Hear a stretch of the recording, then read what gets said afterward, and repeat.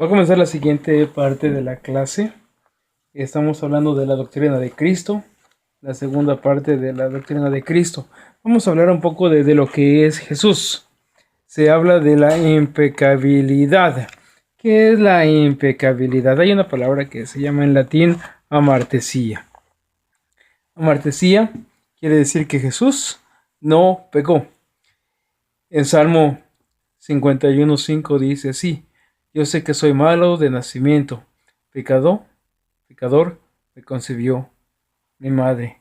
En pecado me concibió mi madre. Nosotros hemos escuchado mucho acerca del pecado original. Hay personas que dicen que la relación sexual es mala, ¿verdad? Tener placer sexual es malo, tener placer sexual en la pareja es malo. Quiere decir que por eso hay pecado. Pero en sí eso no es pecado, porque de hecho Dios hizo este placer de la relación sexual. De hecho es una bendición. Hay una bendición, ¿verdad? El que está casado ha encontrado el bien en su vida. Entonces, ¿qué quiere decir esto? Quiere decir que nosotros cuando nacemos traemos esta infección. Es como cuando tenemos un árbol. Hace un tiempo yo conocí un señor que se llamaba Jesús. Y Jesús tenía un árbol bonito de pera enfrente de su casa.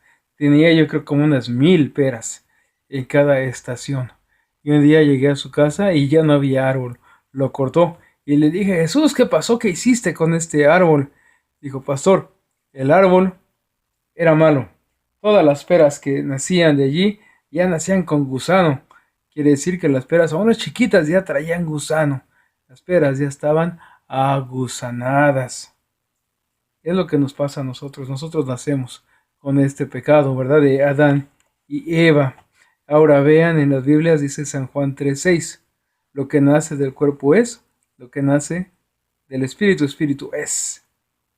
Hay dos maneras de nacer. Le preguntó Nicodemo a Jesús: ¿qué tengo que hacer para nacer de nuevo? Nicodemo quería saber cómo le podía hacer para poder ir a el cielo. Y Jesús le dijo: tienes que nacer del agua y del espíritu. Hay dos nacimientos.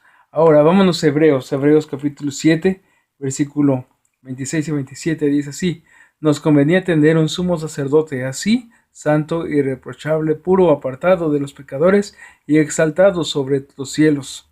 A diferencia de los otros sumos sacerdotes, él no tiene que ofrecer sacrificios día tras día, primero por sus propios pecados y luego por los del pueblo, porque él ofreció el sacrificio una sola vez y para siempre, cuando se ofreció a sí mismo. El día de la clase alguien me preguntó: entonces, pastor, ¿cuál es la diferencia entre un sacerdote luterano y un sacerdote católico? Si usted viene el domingo me va a ver a mí vestido con mi alba y también traigo mi cuello clerical, ¿verdad? Alguien me dice: padre, me dicen padre, me han dicho muchas veces padre. Esto a mí no me ofende, ¿verdad? De hecho, soy padre de mis hijos, de mi hija, Hannah. Pero aquí está hablando de algo diferente, de un sacerdote. Nosotros hablamos que Jesús es el sumo sacerdote, el último sacerdote. Jesús es el último sacerdote y es santo, que no tiene ningún pecado. Como decimos en México, no tiene cola que le pisen. Ya todos los sacerdotes, todos los pastores, de hecho, el domingo, cuando estamos en la parte de la confesión y absolución, cuando yo digo la absolución, tus pecados son perdonados en el nombre del Padre y del Hijo y del Espíritu Santo, de hecho, al mismo tiempo tus pecados y mis pecados también son perdonados. Yo soy pecador y necesito también de la absolución. Pero Jesús no. Jesús no cometió pecado. Así como solamente nos tenemos que bautizar una sola vez, también el sacrificio de la muerte de Jesús se hizo solamente una vez. Él es el sacerdote y él es sacrificio al mismo tiempo. Primera de Pedro 1:19 dice así: sino con la preciosa sangre de Cristo, como de un cordero, sin mancha y sin defecto. Jesús siendo el sacerdote y también siendo el sacrificio. Y Jesús era como lo pedía la ley, un, un cordero sin mancha, un cordero recto, un cordero limpio, un cordero sin mancha y sin defecto, es lo que habla Jesús. Ahora, Jesús también es inmortal. Asanasía, esta palabra, ¿verdad? Encontramos en Génesis 2:17 y dice, pero el árbol del conocimiento del bien y del mal no deberás comer. El día que de él comas, ciertamente morirás. Tú y yo vivimos y morimos. No importa si tienes 20 años, 15 años, 80 años. Nadie sabe que seguro va a amanecer mañana. ¿Por qué? La paga del pecado es muerte, y desde niños hasta viejitos, todos mueren. Yo he hecho funerales de bebés hasta de grandes viejitos. No hay distinción. Debido al pecado, todos morimos. Génesis 2:17 dice así: al hombre le dijo, por cuanto le hiciste caso a tu mujer y comiste del árbol que te prohibí comer, maldita será la tierra por tu culpa, con penosos trabajos comerás de ella todos los días de tu vida. La tierra te producirá cardos y espinas y comerás hierbas silvestres. Esto es la maldición que Dios le dio al hombre y que la recibió la tierra. Y sigue diciendo, te ganarás el pan con el sudor de tu frente, hasta que vuelvas a la misma tierra, la cual fuiste sacado, porque polvo eres y en polvo te convertirás. Cada miércoles de ceniza recibimos ceniza en nuestras frentes, y nos dice el pastor, polvo eres y en polvo te convertirás. Pero Jesús era inmortal. Jesús es Dios. Entonces, si es Dios, Jesús, ¿cómo puede que sea inmortal? Pero sí murió en la cruz del Calvario. Dice en Romanos 5:12, por medio de un solo hombre el pecado entró en el mundo, y por medio del pecado entró la muerte. Fue así como la muerte pasó a toda la humanidad, porque todos pecaron. Todos los que nacemos de mujer nacemos con este pecado original, no Jesús. Jesús es diferente. La apariencia de Jesús. Salmo 45:2 dice así, tú eres el más apuesto de los hombres, tus labios son fuente de elocuencia, ya que Dios te ha bendecido para siempre. La apariencia de Jesús está hablando de la hermosura de Jesús, pero ahora también encontramos aquí en Isaías 53:2 el otro lado de la moneda. Creció en su presencia como vástago tierno, como raíz de tierra seca. No había en él belleza ni majestad alguna. Su aspecto no era atractivo y nada de su apariencia lo hacía deseable. Aquí está hablando también de Jesús. Entonces, ¿Jesús era guapo o era feo? Alguien en la clase dijo, es que no era su apariencia física, era su personalidad. Jesús, Dios, la apariencia de nuestro Señor Jesús. San Lucas 4:22 dice así, todos dieron su aprobación, impresionados por las hermosas palabras que salían de su boca. ¿No es este el hijo de José?, se preguntaban. ¿Se dan cuenta cómo dijo esta persona en la clase? Era su conocimiento lo que impresionaba a las gentes. ¿Se acuerdan, verdad? Cuando era niño, todavía a los 12 años, cuando lo encontraron los maestros en el templo, le decían, ¿y este quién le ha enseñado tanto? Es un niño y habla con tanta sabiduría. En Filipenses capítulo 2, versículo 7 dice así, por el contrario se rebajó voluntariamente, tomando su naturaleza de siervo y haciendo semejante a los seres humanos. Jesús se rebajó. Jesús disminuyó su apariencia de Dios. Es Dios. Se disminuyó a hacerse hombre. Romanos 8 dice así, en efecto la ley no pudo liberarnos porque la naturaleza pecaminosa anuló su poder. Por eso Dios envió a su propio Hijo en condición semejante a nuestra condición de pecadores, para que se ofreciera en sacrificio por el pecado. Así condenó Dios al pecado en la naturaleza humana. Jesús fue tentado en todo. Jesús fue tentado en todo, pero no cayó en pecado. Jesús, tomando su naturaleza de María, Él fue semejante a nuestra condición de pecadores. Pero de hecho Jesús nunca pecó. Ahora, hay algo, los estados de Jesús. Los estados de Jesús. El que primero vamos a ver es el estado de humillación de Cristo. Estado de humillación. ¿Qué es ser humilde? Humillación. San Juan 1:14 dice, y el verbo se hizo hombre. El verbo es Jesús, el verbo es Dios. Y nada más con pensar que Dios infinito se hace finito.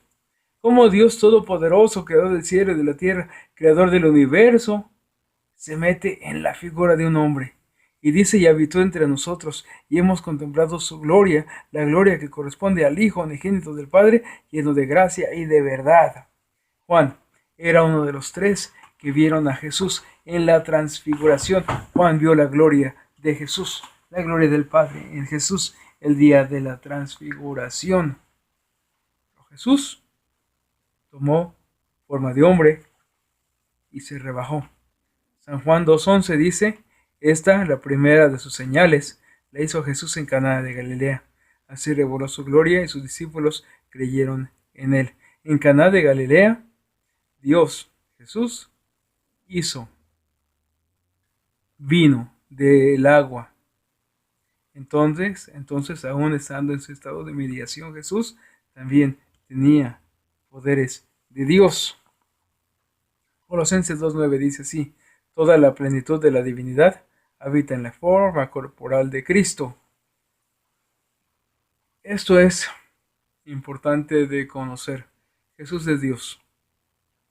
Pero aún siendo Dios, Jesús no todo el tiempo enseñó su poder. De hecho, se rebajó. Dice aquí toda la plenitud de la divinidad habitaba en la forma de la corporal de Jesús, corporal de Cristo, en su cuerpo, en su carne. Lucas 1:35 dice, el Espíritu Santo vendrá sobre ti, y el poder del Altísimo te cubrirá con su sombra. Así que al santo niño que va a nacer lo llamarán Hijo de Dios. El ángel está hablando con María y le dice, sobre ti vendrá el Altísimo, y te cubrirá su sombra y su poder, y vas a quedar embarazada. No es que María tuvo relaciones sexuales con Dios, no. Fue engendrado. Nació del Espíritu Santo. María fue un instrumento. Nosotros no adoramos a María, nosotros veneramos a María. Y María se tiene que venerar porque es diferente, es una mujer especial. Ella es una mujer especial, es la madre de Jesús, es la madre de Dios. Jesús es Dios. Jesús es el Hijo de Dios y tomó su carne, encarnó. Filipenses 2:6 dice, quien siendo por naturaleza Dios, Jesús es de naturaleza Dios. No consideró el ser igual a Dios como algo a que aferrarse. Jesús siendo Dios, totalmente Dios, consubstancial al Padre, Dios de Dios, luz de luz, verdadero Dios de verdadero Dios. Lo consideró aferrarse a su poder de Dios, sino que en humillación se dejó escupir, ¿verdad?, en la cruz. Se dejó crucificar en la cruz. Cuando le decían allí, bájate de la cruz, Jesús no se bajó y dijo él, yo puedo llamar a mi Padre y enviaría a legiones de ángeles que me liberaran, pero Jesús no lo hizo, se humilló. Gálatas 3:13 dice, Cristo nos rescató de la maldición de la ley al hacerse maldición por nosotros, pues está escrito, maldito todo el que sea colgado de un madero. Maldito es el que sea colgado de un madero. Eso estaba en la ley. Y Jesús decidió ser maldito. Jesús, que nunca cometió pecado, cargó el pecado. Jesús recibió tu pecado y mi pecado en la cruz del Calvario. Jesús murió con pecado. Ese pecado no era de él, era el tuyo y el mío. Hubo un intercambio. Jesús nos da su santidad y nosotros le damos nuestra podredumbre a Jesús, nuestro pecado. Jesús, el sacrificio perfecto para Dios, se humilló. Jesús siendo limpio, siendo santo. Lo santo no tiene paz, no tiene unión, lo bueno y lo malo. Y aún así Jesús tomó todo lo malo de nosotros para perdonar nuestros pecados. Filipenses 2:8 dice, terminó. Y al final, cuando terminó su estado de humillación, y al manifestarse como hombre se humilló a sí mismo y se hizo obediente hasta la muerte y muerte de cruz. Hasta allí terminó su estado de humillación. Se hizo obediente hasta la muerte. Después de la muerte se acabó el estado de humillación de Jesús.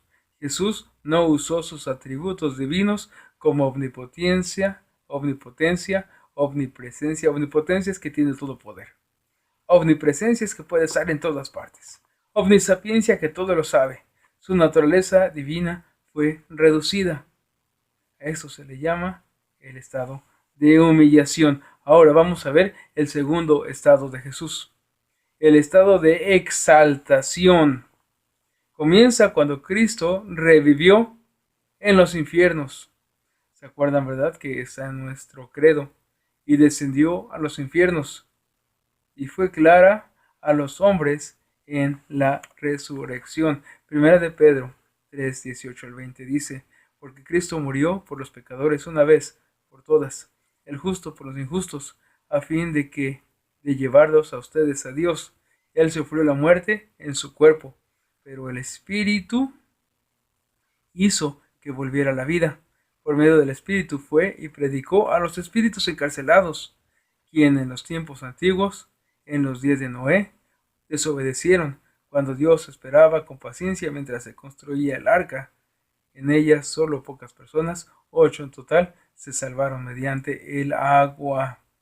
Jesús descendió a los infiernos a predicar, a proclamar su victoria a las personas que habían padecido ya. Había la promesa de que iba a venir un Salvador, pero muchos no vieron al Salvador, no vieron esa promesa cumplirse porque murieron antes de que Jesús viniera. Ahora Jesús baja a los infiernos y se muestra la promesa cumplida, pero no en estado de humillación. Jesús ya está en estado de exaltación. Es un estado diferente. En humillación lo escupieron, lo crucificaron. Ahora, en exaltación, la gente ya no puede humillar a Jesús. Colosenses 2:15 dice, desarmó a los poderes y a las potestades, y por medio de Cristo los humilló en público al exhibirlos en su desfile triunfal. Gloria a Dios. Ni el mismo demonio pudo más tentarlo, ¿verdad? Como lo tentó en el desierto. Dice en Efesios 1, del 20 al 23, que Dios ejerció en Cristo cuando lo resucitó de entre los muertos y lo sentó a su derecha en las regiones celestiales, muy por encima de todo gobierno y autoridad, poder y dominio de cualquier otro nombre que se invoque, no solo en este mundo, sino también en el venidero. No solo en este mundo, sino también en el venidero. Dios sometió todas las cosas al dominio de Cristo y lo dio como cabeza de todo a la iglesia. Esta es su cuerpo, es la plenitud de aquel que lo llena todo por completo. Jesús en estado de exaltación, de poder. Todo, Dios, sí teniendo ese cuerpo, pero ahora no está en estado de humillación. En la resurrección de Jesús vemos su poder. Romanos 6:4 dice así, por tanto, mediante el bautismo fuimos sepultados con él en su muerte, a fin de que, así como Cristo resucitó por el poder del Padre, también nosotros llevemos una vida nueva. Así como Jesús resucitó, también nosotros vamos a resucitar y vamos a ver a Jesús en su poder. Romanos 4, 24 y 25 dice: sino también para nosotros Dios tomará en cuenta nuestra fe como justicia, pues creemos en aquel que levantó de entre los muertos a Jesús, nuestro Señor. Él fue entregado a la muerte por nuestros pecados y resucitó para nuestra justificación. Gloria a Dios.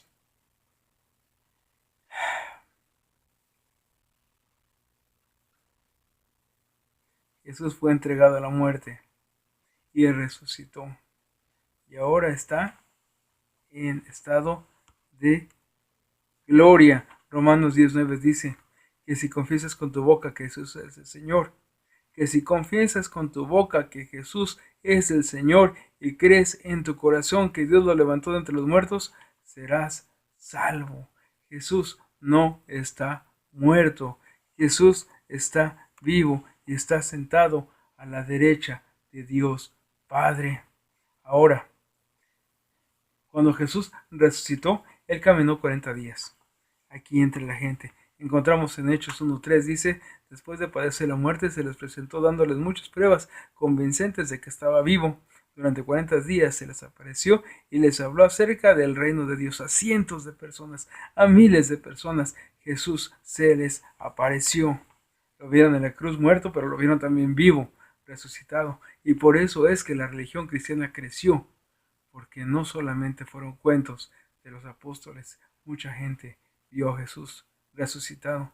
Primera de Corintios 15:4-8 dice que fue sepultado, que resucitó al tercer día, según las Escrituras, y que se apareció a Cefas, y luego a los 12, después se apareció a más de 500 hermanos a la vez, la mayoría de los cuales vive todavía, aunque algunos han muerto. Luego se apareció a Jacobo, más tarde a todos los apóstoles, y por último, como a uno nacido fuera de tiempo, se me apareció a mí. También dice Pablo. ¿Se dan cuenta a cuánta gente se les apareció Jesús?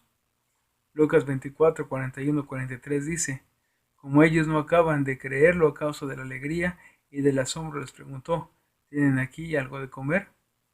Le dieron un pedazo de pescado asado, así que lo tomó y se lo comió delante de ellos, y de allí desapareció.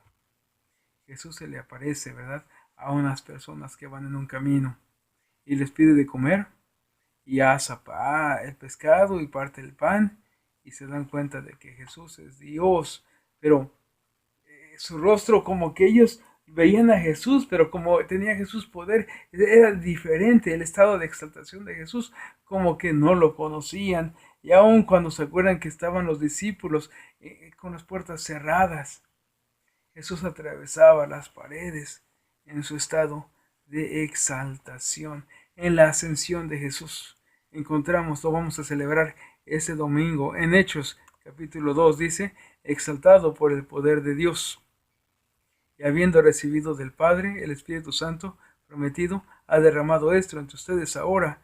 Ven y oyen.